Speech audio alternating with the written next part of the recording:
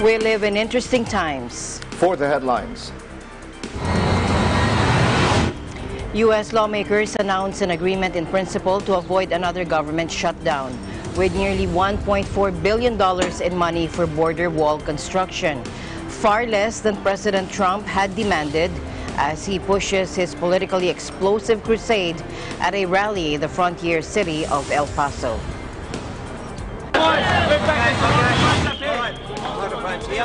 Refugee footballer Hakeem Al-Araibi makes a triumphant return to Australia, ending a harrowing 2 months in Thai detention as his supporters call for an investigation into why he was detained in the first place.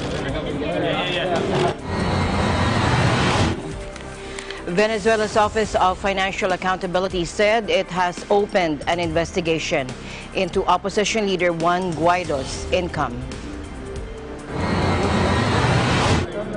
And at least 17 people died when a fire ripped through a budget hotel in Delhi on Tuesday, with victims including a woman and a child who reportedly jumped from a window to escape the blaze.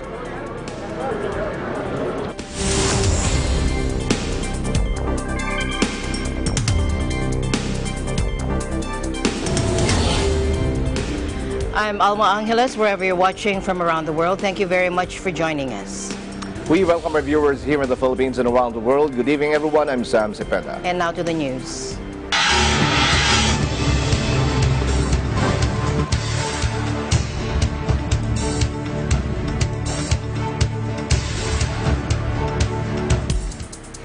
U.S. lawmakers announced late Monday an agreement in principle to avoid another government shutdown, with nearly $1.4 billion in money for construction of a border wall on the border with Mexico, as President Trump pushed his politically explosive crusade at a rally in the frontier city of El Paso.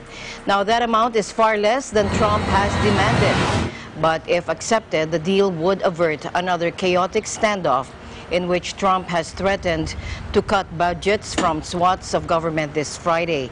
Senior congressional aides told AFP the agreement included $1.375 billion in funding for a wall on the U.S.-Mexico border, a key campaign promise of Trump, who had demanded $5.7 billion for his pet project. The agreed figure would fund approximately 55 miles, all to be located in the Rio Grande Valley area of South Texas, according to the aides. The deal still faces White House approval.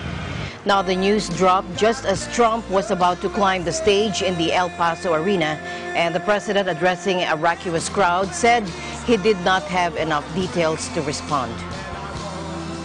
Addressing thousands of people, many wearing his red "Make America Great Again" campaign hats, Trump said, "We need the wall and it has to be built, and we want to build it." Dude, I don't know, you heard, right? Today, we started a big, beautiful wall right on the Rio Grande. Right smack on the Rio Grande. I love this state. And I love the people of this state. We've had a great romance together, you know that. It's been a great romance. Meanwhile, there was a counter message a short distance from where Trump spoke when rising Democratic star Beto O'Rourke, a possible challenger in 2020, held his own rally. A former congressman who excited grassroots Democrats last November with an against-the-odds near upset of Republican Senator Ted Cruz, O'Rourke is from El Paso. He said, "Tonight we will meet lies and hate with the truth and a positive, inclusive, ambitious vision for the future from the U.S.-Mexico border." Trump dismissed O'Rourke as a young man who's got very little going for himself, except he's got a great first name. Making fun of what he said was O'Rourke's much smaller crowd, Trump said that may be the end of his presidential bid. Let's listen in. If you would say, as an example, that tonight 69,000 people signed up to be here. Now, the arena holds 8,000. And thank you, Fire Department. They got in about 10. Thank you, Fire Department. Appreciate it.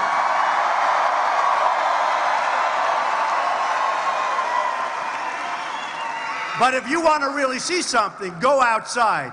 Tens of thousands of people are watching screens outside.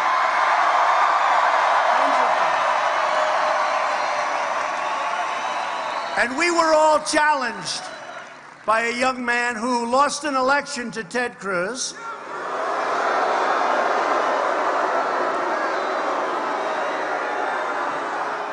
And then they said, you know what? Hey, you're supposed to win in order to run. By the way,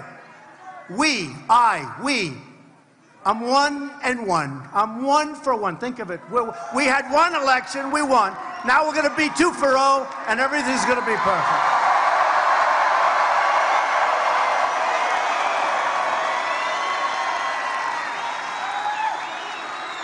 But a young man who's got very little going for himself, except he's got a great first name.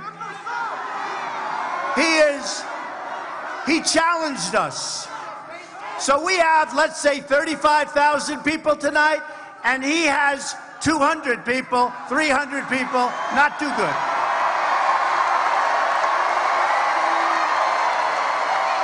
In fact, what I would do is I would say that may be the end of his presidential bid, but he did challenge us.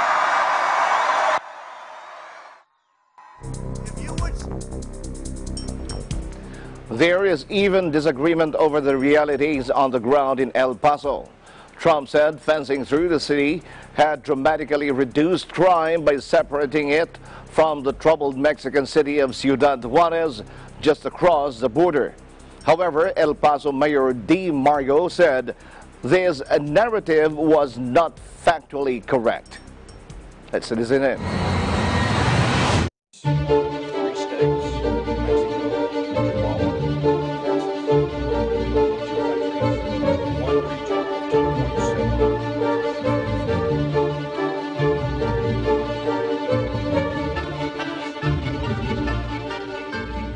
Not factually correct. We were safe before, we're safe after. The fence has helped with some criminal activity, but the primary reason we're as safe as we are is because of our police force and our public safety people. Well, I think my biggest challenge has been our perception out there that we may have issues regarding crime. We are the safest city in the United States.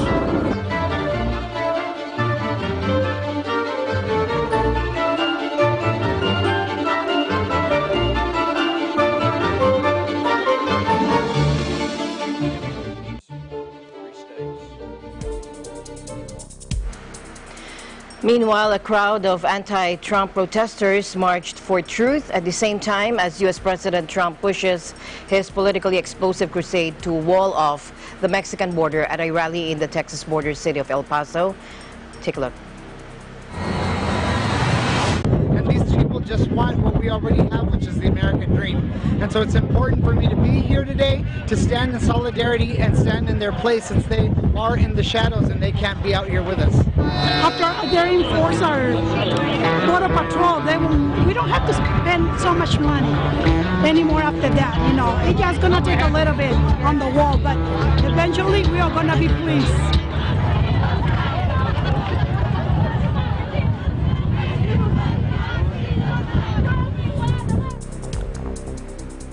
The Armed Forces of the Philippines, through its medical units, is more than ready to help the Department of Health in administering measles vaccines to stem the outbreak of the deadly disease.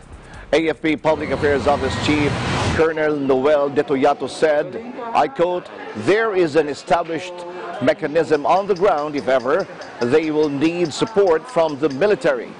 The DOH Epidemiology Bureau reported a total of 4,302 measles cases with 70 deaths from January 1 to February 9 this year.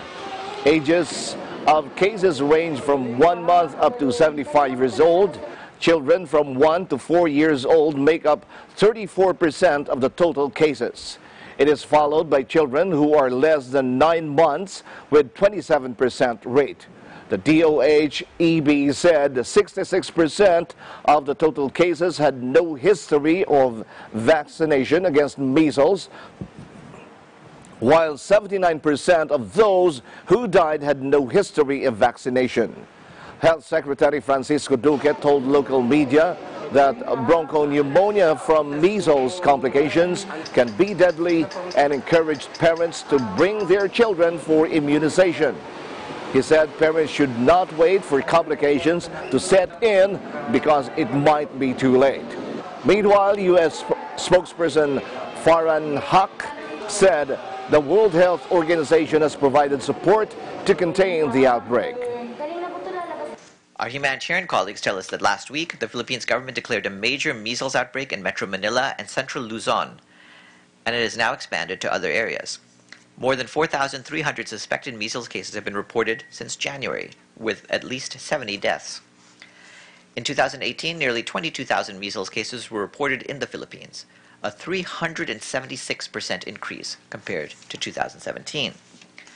In support of government-led efforts, the World Health Organization has provided technical support and funding to the National Immunization Program and is monitoring the implementation of the vaccination campaign to contain the outbreak.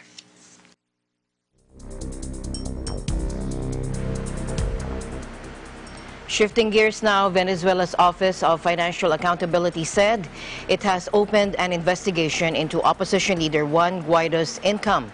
The agency's chief, Elvis Amoroso, said that Guaido, who has been recognized as Venezuela's interim president by around 50 countries, allegedly received money from international and national bodies without any justification. Amoroso, an official close to the regime of President Nicolas Maduro, whom Guaido is trying to dislodge, said the parliament speaker is suspected of having hidden or falsified data in his declaration of assets. If found guilty by the state controller, Guaido could face either a fine or be disqualified from public office.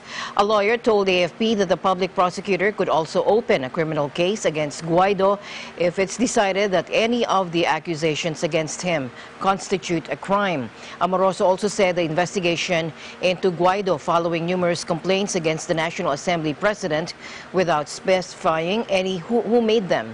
He said Venezuela's constitution establishes that National Assembly deputies are full-time. They cannot receive any type of payment from other work, either public or private. Venezuelan opposition leader Juan Guaido, now recognized by 50 countries as Venezuela's interim president, asks to bring an end to the usurpation so the humanitarian aid can get into the country. Cese la usurpación significa Fuerzas Armadas que se pongan del lado de la Constitución. Cese la usurpación significa que permitan la entrada de la ayuda humanitaria, que no repriman al pueblo de Venezuela. Cese la usurpación significa las amenazas de todos esos funcionarios. Creo que debe quedar claramente que no nos intimidan. Entregamos el primer donativo o el primer cargamento de ayuda humanitaria en pequeña escala, porque saben que bloquean la frontera todavía. Venezuela no va a permitir el show de la ayuda humanitaria falsa porque no somos mendigos de nadie. Meanwhile, Venezuelan President Nicolas Maduro vowed not to let in fake aid from the United States requested by opposition leader Juan Guaido, which is being stockpiled at the border with Colombia. Venezuela no va a permitir el show de la ayuda humanitaria falsa porque no somos mendigos de nadie. Problemas en Venezuela, los atendemos. Que los hay. Pero Venezuela no está en ninguna crisis humanitaria fabricada desde Washington desde hace ya 4 años para intervenir a nuestro país. Meanwhile, people received medicines during a medical day organized by President Nicolas Maduro's government at Tienditas International Bridge in Urena, Venezuela, in the border with Colombia, in the midst of the humanitarian aid struggle with the opposition. Maduro insists the shortages plaguing the country are caused by Washington's punitive sections. Maduro accuses the United States of setting up an international coalition to intervene militarily in Venezuela under the pretext of a non-existing humanitarian crisis.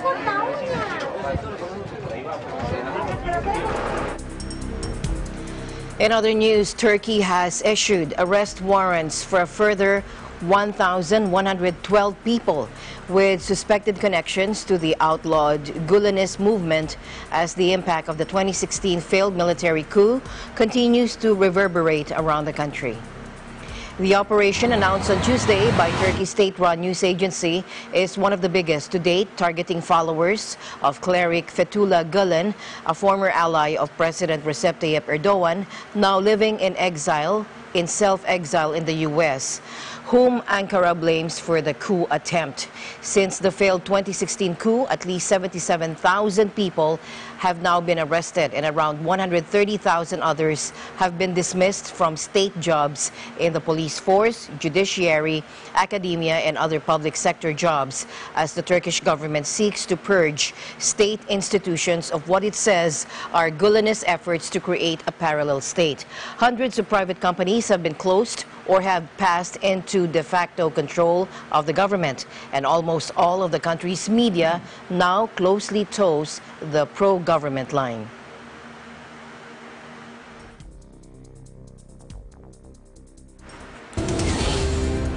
The news continues here on Eagle News International. We'll be right back. Stay tuned.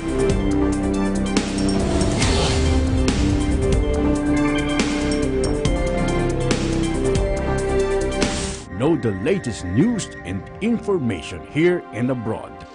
In Aguila, Balita, track the latest happenings in the provinces in Aguila, Provincia.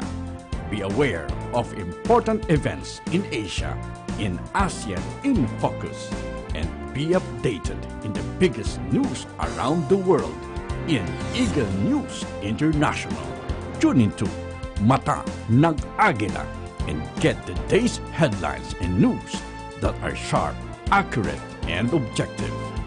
Only here at Net 25.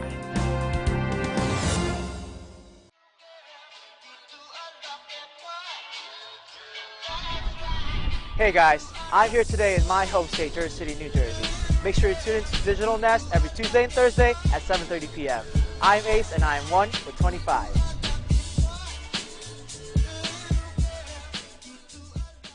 Aguila Balita, Lunes hanggang Biyernes, alas 7:30 hanggang alas 8 ng umaga.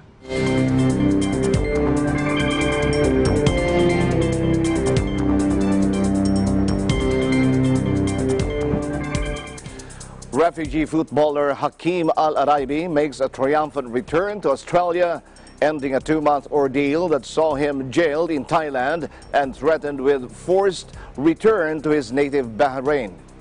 A throng of well-wishers decked in #SaveHakeem t-shirts cheered and sang the football anthem, "You'll Never Walk Alone," as they greeted the 25-year-old defender at Melbourne Airport after an overnight flight to freedom aboard Thai Airways Flight 465. Watch this. Australia, this is my country. It's really, I didn't citizenship yet, but my country is Australia. I will be there in Australia. I love Australia. Thank you very much. Welcome home,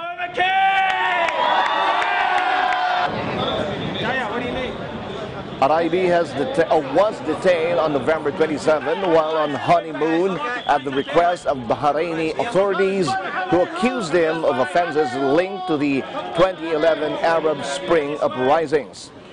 His detention sparked worldwide outcry and a protracted diplomatic dispute between Bahrain, Thailand, and Australia that raised questions about the neutrality of Interpol and the writ of Canberra's refugee protections. Araibi had expressed fear that he would be tortured and killed if he returned to Bahrain, and supporters alleged his prosecution was politically motivated. From former Australian footballer captain Craig Foster who led a campaign in the sporting community for Araybi's freedom, expressed his deepest gratitude for the news. And even those of us who are born here, and I'm sure Hakeem will shortly become a citizen, the last few months has only solidified in our mind what Australia is capable of when we put the right principles ahead of where we're going, when we fight for what is right, and we do it together as a country. We're pretty special. Are there lessons Could you imagine 24 hours? Only last week, the Gulf state issued a statement defending its decision to pursue the footballer after he fled while awaiting trial, and he was convicted in absentia in 2014 for damaging a police station. But Araybi says his prosecution was motivated by his criticism of Asian Football Confederation President Sheikh Salman bin Ibrahim Al Khalifa, a member of Bahrain's ruling family.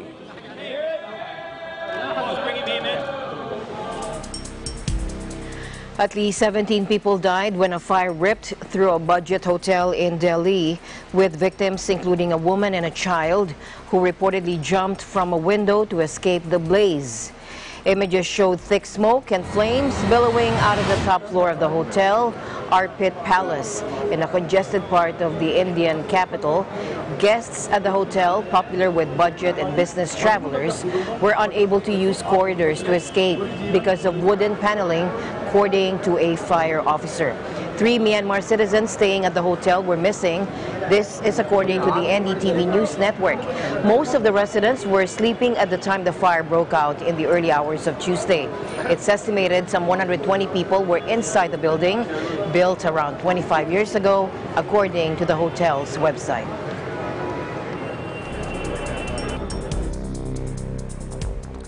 French rail authorities said Tuesday they were investigating the cause of a rare tram collision in a Paris suburb which injured 12 people, one of them seriously. The collision took place late Monday in the Issy-les-Moulineaux suburb southwest of the capital just after 9 p.m. 2 tram carriages collided with passengers on board, a spokesman for the RATP Paris rail operator said.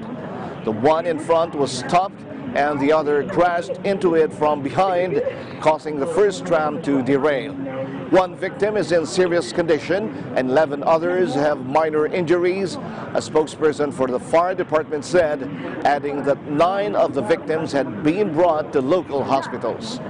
Traffic was entirely cut off during the night and bus services were put in place as repair work was carried out at the site of the crash.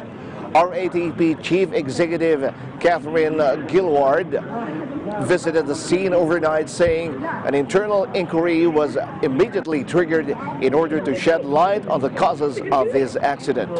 Accidents are rare on the busy Paris suburban tram network, which was opened 2 decades ago.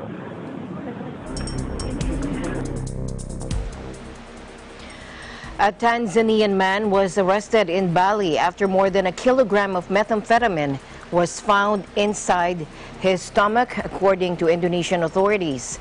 Immigration officials on the holiday island, who routinely detain foreigners for drug offenses, said they nabbed Abdul Rahman Asman at the international airport on January 30. An X-ray and CT scan turned up some 90 plastic baggies filled with white powder that Asman had swallowed, topping 1 kilo in weight, according to authorities. Dozens of the baggies were displayed on a table at the customs office Tuesday as Asman, 42, was paraded before reporters in an orange jumpsuit and restrained with hand and leg irons.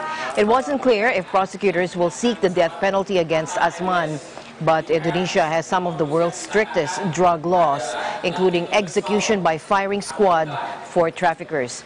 There are dozens of smugglers on death row, including a cocaine mule, British grandmother, an American caught with crystal meth, and several West American inmates sentenced to death for drug crimes. American Hussein Ashadi Bari, 60, was also shown at the conference after his arrest in a drug sting that discovered some 45 grams of marijuana stuffed inside a computer keyboard. Bari faces a maximum of 15 years in jail if convicted.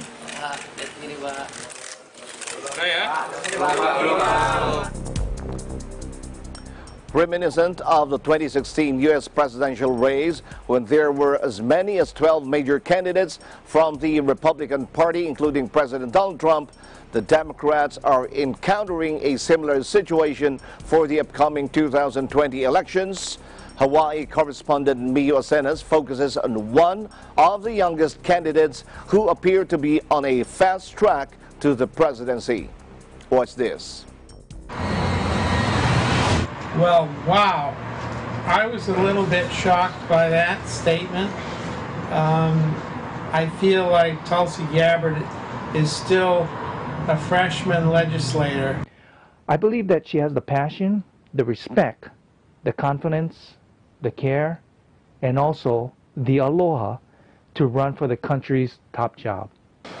Tulsi Gabbard's political career began right here in Hawaii State Capitol in 2002. Fast forward 2 decades later, she's setting her sights on the highest office in the nation. Born in American Samoa in 1981, Tulsi was elected to the Hawaii State House when she was just 21 years old, becoming the youngest person ever elected in the Aloha State. A year later, she enlisted in the Hawaii Army National Guard, and in 2004, Gabbard volunteered to deploy in Iraq, becoming the first state official to voluntarily step down from public office to serve in the combat zone. She still serves in Hawaii Army National Guard, holding the rank of major. In 2010, Tulsi Gabbard was elected to the Honolulu City Council. 2 years later, she was elected to the U.S. House of Representatives, serving Hawaii's 2nd District, which includes all the neighbor islands and areas outside of Honolulu. She became one of the first 2 female combat veterans to ever serve in the U.S. Congress, as well as the first Samoan and also the first Hindu member. In 2016, she gained recognition on the national stage when she stepped down as vice chairman of the Democratic National Committee in order to support the presidential campaign of Senator Bernie Sanders. In January of this year, during an interview with CNN, Tulsi Gabbard announced that she would challenge Donald Trump for president in 2020. Here's a mixed reaction from Hawaii residents. I would say that less than 25% of the country knows who Tulsi Gabbard really is. But she is a very smart woman. She has come very far, very quickly, but still I feel that to be a president of the United States, you need to have a lot more seasoning amongst your constituents. I think she's done a good job here in Hawaii. I'm only disappointed that she would not debate other candidates. So that has always bothered me a little bit, but I have voted for her in the past. Representative Gabbard knows about protecting our economy. What industry drives Hawaii's economy? It's the tourism industry that creates job opportunities for small businesses to grow.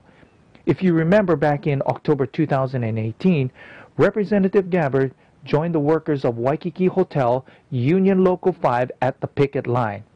She believes that because the cost of living here in Hawaii is pretty high, people should not be working 2 to 3 jobs just to make ends meet. She's an original co-sponsor of the Raise the Wage Act. That means she supported legislation to raise the federal minimum wage while she is still in Congress. Representative Gabbard continues to work day in and day out just to ensure that we have a sustainable economy that will help the people of Hawaii. Immediately after being criticized for her stand on certain issues in the past, Gabbard released this YouTube video, assuring that she no longer held those views she had years ago, that she now fights for equality across the board. At present, Tulsi Gabbard joins a growing field of other Democratic hopefuls, including 3 female senators from Massachusetts, New York, and California. She's scheduled to officially announce her candidacy at the Hawaii State Capitol on February 2nd. As an added note, another state politician from Illinois was elected U.S. Senator in 2004. 4 years later, Hawaii native Barack Obama would become the 44th President of the United States. Reporting from Honolulu, Hawaii, I'm Mio Asenas, 1 with 25. Thank you, Mio. Shifting gears now, one of the two pilots of the first manned flight to space from U.S. soil since 2011, operated by Virgin Galactic, says that going to space shouldn't be taken for granted. At an event at the Air and Space Museum, British tycoon Richard Branson, who heads the company, declares that he wants to wait for their team to say they're 100% happy. Take a look. Before I make any promises on the customers, we need to. Ladies and gentlemen, thank you for attending today's I need to wait for our team to say, they're 100%, happy and so on. So I don't want to push them, but I think it's likely there will be some before the end of the year. Going to space should never be taken for granted, at least not with the current technologies. So. I think it may be routine. It will always be exciting. There will always be some level of risk because you're going to space. Then that should not be taken lightly. But it's not going to be boring, and it will always be challenging as a pilot. So I don't think it's a dead-end technology. I think it's a way to democratize space for many, many thousands of people. If you want to go orbital right now, you open up space for a handful of extremely wealthy billionaires. British billionaire Richard Branson plans to travel to space within the next 4 or 5 months aboard his own Virgin Galactic spaceship. The American Apollo 11 mission landed on the moon July 20, 1969. Virgin Galactic is one of 2 companies, along with Blue Origin, on its way to sending passengers into space, though just barely and just for a few minutes. The companies want to send hundreds or thousands of people on these short suborbital flights, meaning they wouldn't get high enough to orbit the Earth.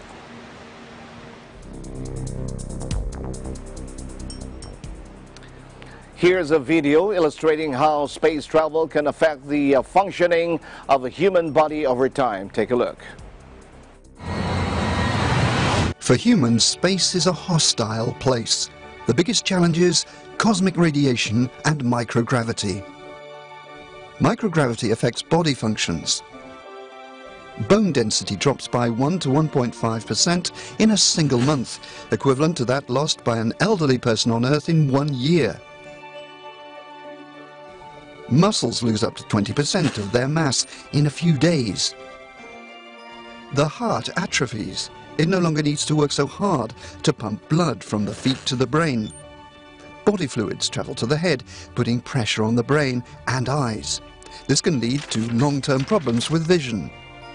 Other dangers are the effect on arteries. In just 6 months, they can age between 20 and 30 years.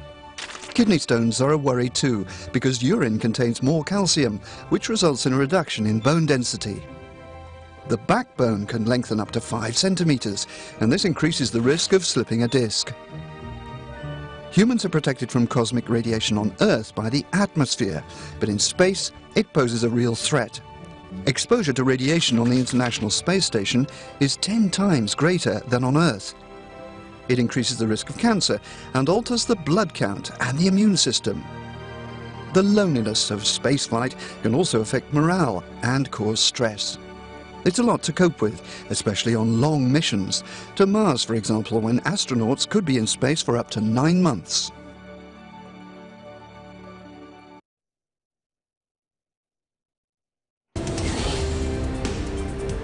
Eagle News International will be right back. Stay tuned.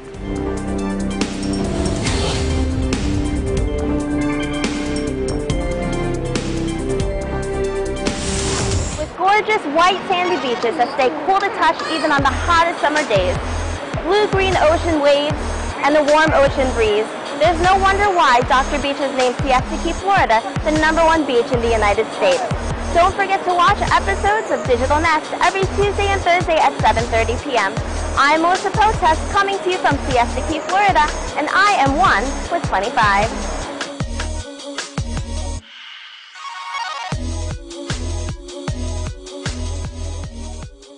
Tungkulin ng MTRCB ang mag-provide na appropriate ratings sa lahat ng TV shows. Para ugaliin ng pamilya ang responsableng panonood. Teamwork tayo, parents! Rated G, good for all. Oops, rated PG. Dapat may mga magulang para sagutin ang mga tanong ng kabataan. Grabe, rated SPG, maselan! Higpitan ang paggabay. Pag rated MTRCB, rated responsable.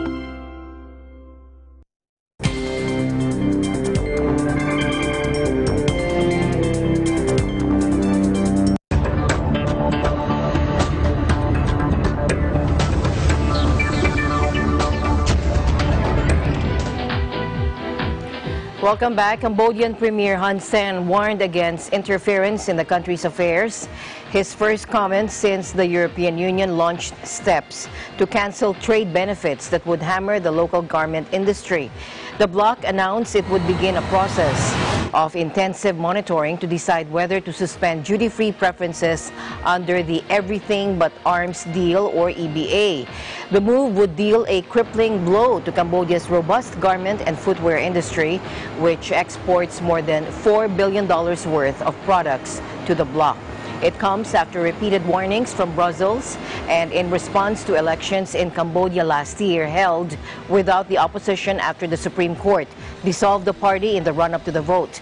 Cambodia is the EU's sixth largest garment supplier, and the industry currently employs more than 700,000 workers, according to the country's factory association. Analysts say Hun Sen, who has ruled Cambodia for more than 34 years, is eager to retain the trade preferences but does not want to be seen bending to international pressure. In recent months, he has requested pardons for dozens of activists and opposition members arrested ahead of the July vote. But he has also lashed out at trade threats in defiant speeches. Cambodia cannot exchange its independence and sovereignty for anything, he wrote on his official Facebook page, which has more than 10 million followers.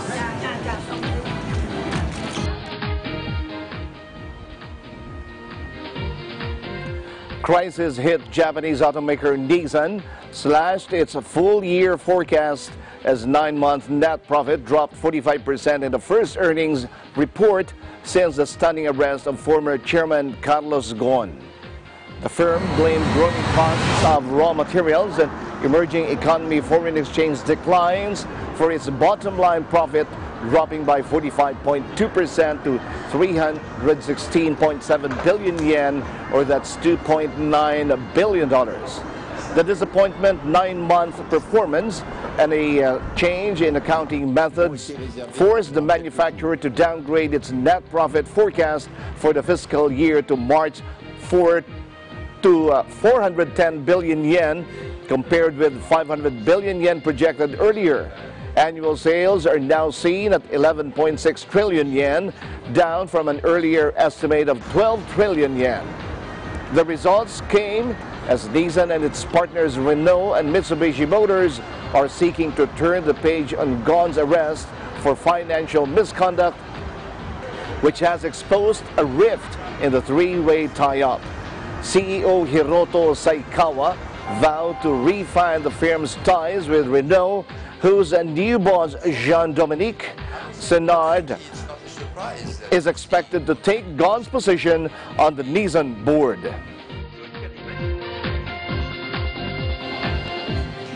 Prime Minister Theresa May on Tuesday will plead with MPs to give her more time for talks with EU officials on her Brexit deal, telling them they must hold their nerve.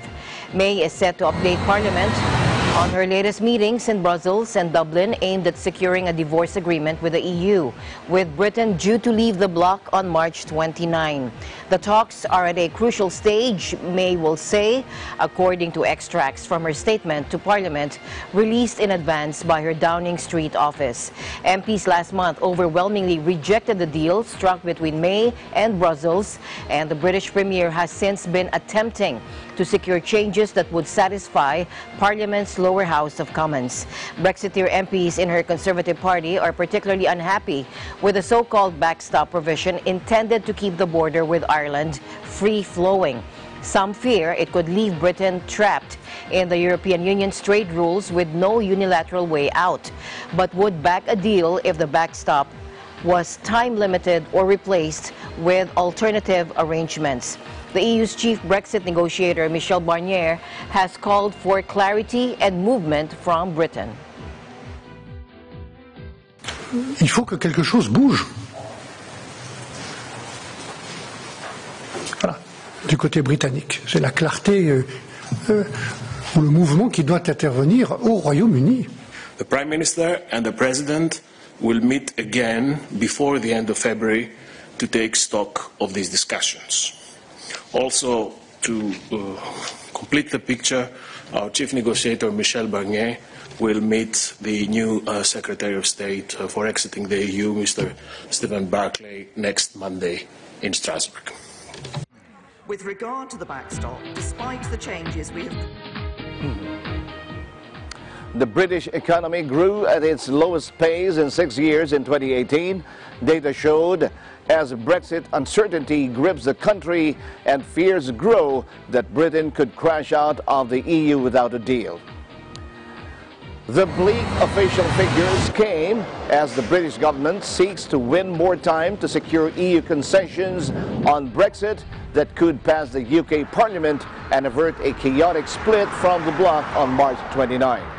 Businesses are on edge with Britain just weeks away from its scheduled departure from the European project after 46 years and still with no firm arrangements in place. The Parliament in London last month roundly rejected a Brexit deal Prime Minister Theresa May had sealed with the remaining 27 EU leaders. Monday's figures followed data last week that showed Britain's dominant service sector almost ground to a halt in January. The economy is clearly struggling in the first quarter of 2019 amid serious business and consumer caution resulting from heightened Brexit uncertainties, while weaker global growth is also impacting the figures, noted Howard Archer, Chief Economic Advisor at the EY or EU Item Club.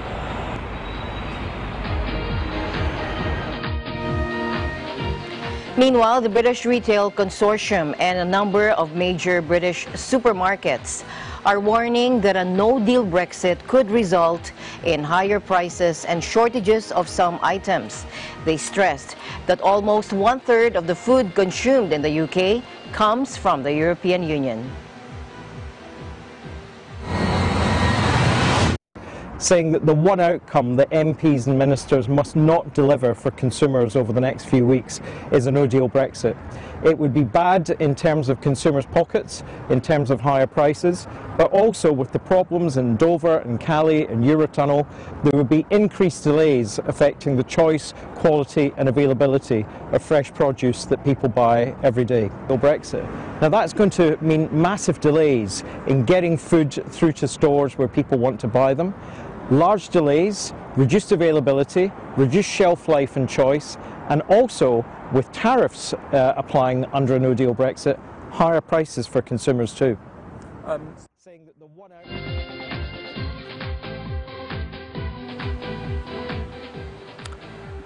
The glass protection wall around the Eiffel Tower was damaged Saturday by yellow vest protesters. According to French Interior Ministry figures, 4,000 people took to the streets of Paris for a 13th Saturday of protests. Now, heading into its fourth month, the unrest has cost the French economy billions of dollars in lost tourism and commerce, and morphed from anger over a fuel tax hike to include broader social and economic grievances.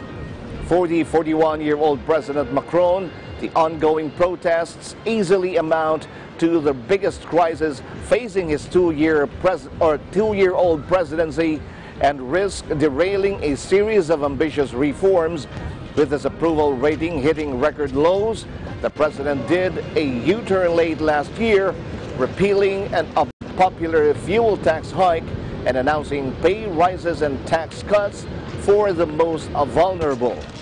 Macron also acknowledged he was partly to blame for what he described as an insufficient government response to Yellow Vest frustrations, a startling break for a president critics routinely described as arrogant, and he sketched a partial blueprint for unwinding the crisis. 3 months of national debates aimed to get citizen input on themes ranging from taxes and public services to climate change and democracy.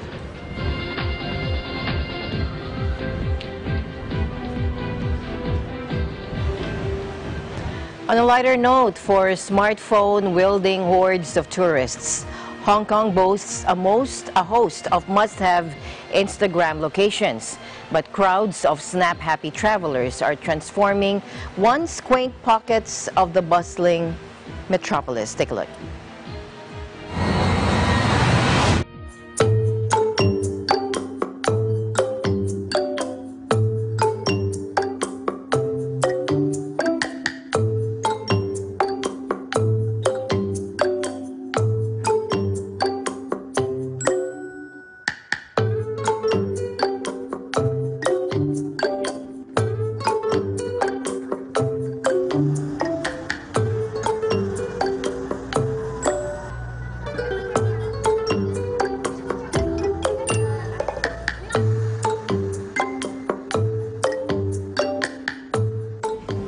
너무 많아서 당황스럽긴 한데 그래도 사진 찍기는 좋은 것 같아요.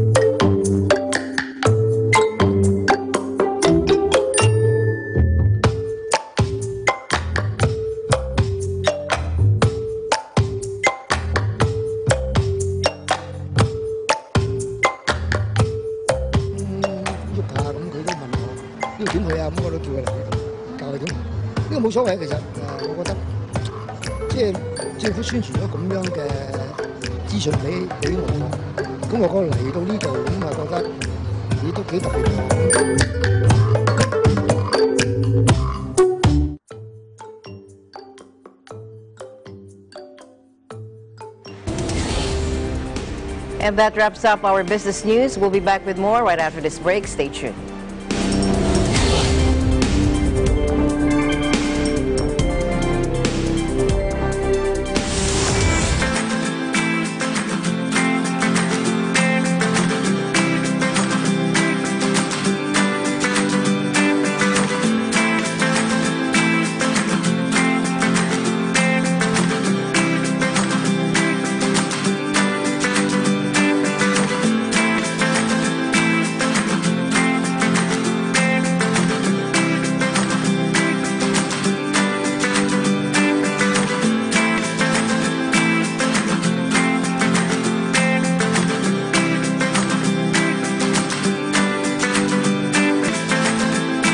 Agila Balita, Lunes hanggang Biyernes, alas 7:30 hanggang alas 8 ng umaga. Subaybayan ang mas pinalakashang saganang mamamayan. Lunes hanggang Biyernes, alas 8 hanggang alas 9 ng umaga.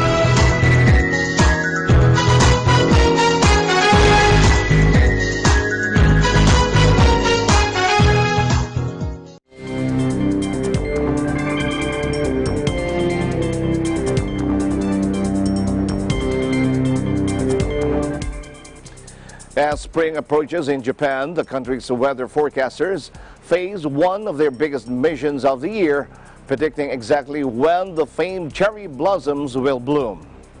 Dennis Liu, ABC Japan Bureau reports. As spring approaches in Japan, the country's weather forecasters face one of their biggest missions of the year, predicting exactly when the famed cherry blossoms will bloom. Japan's sakura or cherry blossom season is feverishly anticipated by locals and visitors alike.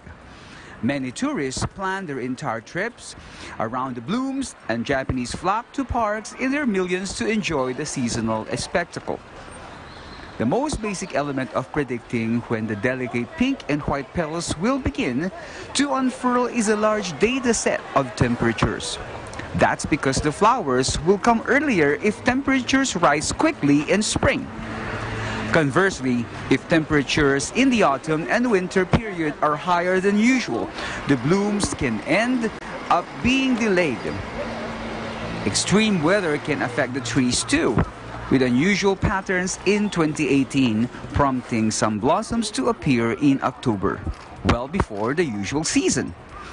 The company launched what they call the Sakura Project in 2004, signing up members who choose their own cherry tree and send pictures of its buds to the firm at regular intervals. Just observing the bud can give surprisingly accurate information about how far the flower is from full bloom. A sakura bud, still a month from blossoming, will be small and firm, but after 10 days, the tip turns slightly yellow-green, and then a darker green part emerges.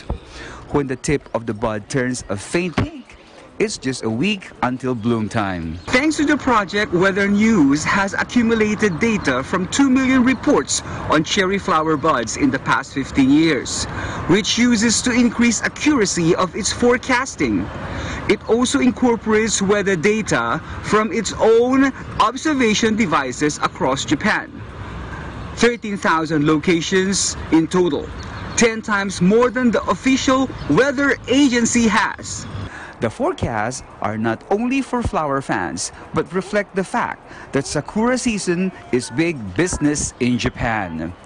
Cherry blossoms symbolize the fragility of life in Japanese culture, as full blooms only last about a week before the petals start falling off trees.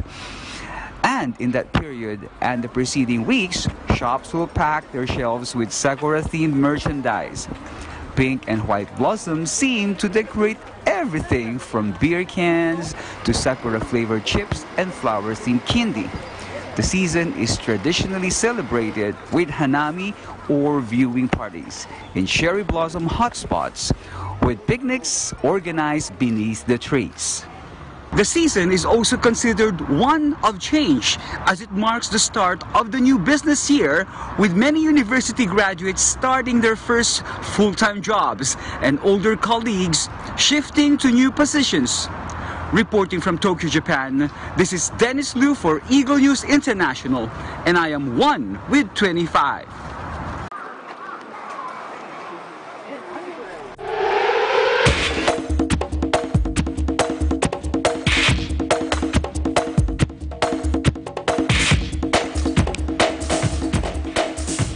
All right, our EBC correspondent Giancarlo Matera takes us to the World Championship of Ping Pong in London. Gian?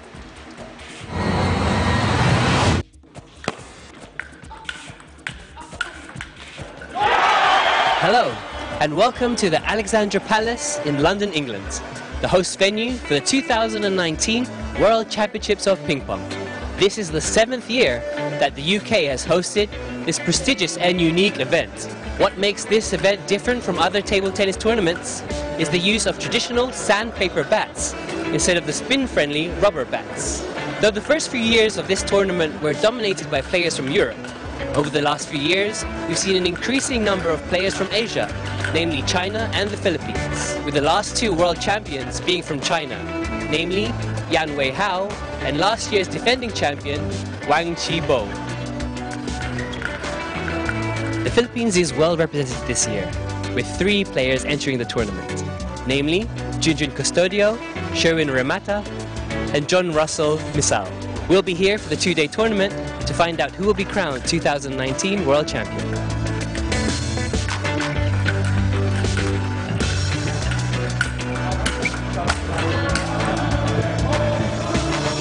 After an awesome first day of play, we are down to the last 16. And we are pleased to report that John Russell Misal of the Philippines has made it to the second day of the tournament. He will be facing in the last 16, Chris Duran, local favourite from the United Kingdom.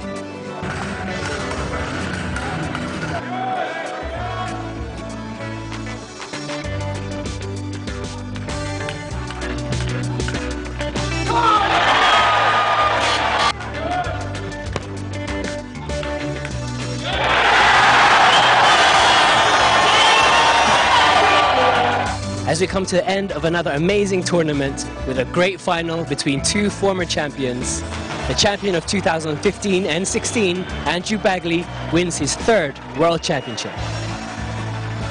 And we say congratulations again to London for hosting another wonderful event.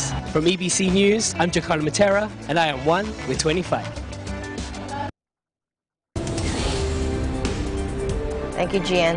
Thanks, Gian. Don't forget to like us on Facebook, follow us on Twitter and Tumblr. Also check out our boards and Pinterest and pictures on Instagram. I'm Sam Cepeda. Thanks for joining us. And that's it for tonight's broadcast. I'm Alma Angeles and we're 1 with 25.